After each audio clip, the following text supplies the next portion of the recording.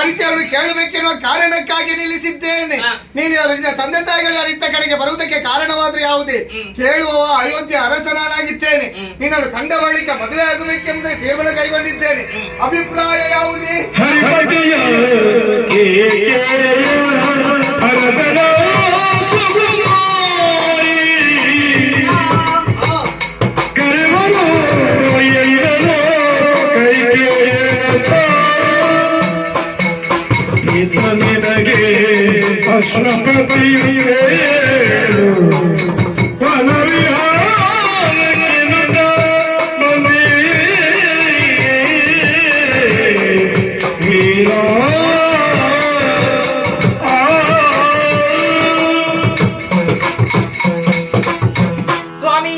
ಅಪರಿಚಿತರು ಪರಿಚಯವನ್ನು ಕೇಳಿದಾಗ ಪರಿಚಯವನ್ನು ಹೇಳಬೇಕಾದ್ದು ಧರ್ಮ ಕರ್ತವ್ಯ.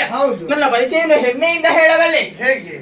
ಕೇಕೆ ರಾಜ ಅರಸನ ಮಗಳಾದ ಕಾರಣ ಎಲ್ಲರೂ ನನ್ನನ್ನು ಕೈಕೆ ಎನ್ನುವ ಹಾಗೆ ಕೊಂಡಾಡುತ್ತಾರೆ.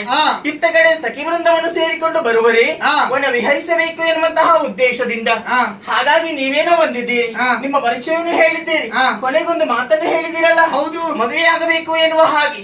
ಮದುವೆಯ ತೀರ್ಮಾನ ನನ್ನದಲ್ಲ, ನಿಮ್ಮನ್ನು ಮದುವೆ ಆಗುವುದಕ್ಕೆ ನನಗೂ ಪ್ರಿಯವಾಗಿದೆ. ಮತ್ತೆ ಹಾಗಂತ ಅಪ್ಪನಿಂದ ಒಪ್ಪಿಗೆಯನ್ನು ನೀವು ಪಡೆದಿರಿ ಅಂತಾದ್ರೆ ನಿಮ್ಮನ್ನು ಮದುವೆ ಆಗುವುದಕ್ಕೆ ನಾನು ಸಿದ್ಧಳಾಗಿದ್ದೇನೆ. ನಿನ್ನ ಅಪ್ಪನ ಒಪ್ಪಿಗೆಯನ್ನು ಪಡೆದುಕೊಂಡೆ ನಾವೇ ಇರುವರು ಮದುವೆ ಆಗೋಣ. ಈ ಮನೆಯಲ್ಲಿಯೂ ಕಲ್ಯಾಣವಾಗಲಿ, ಶುಭವಾಗಿ.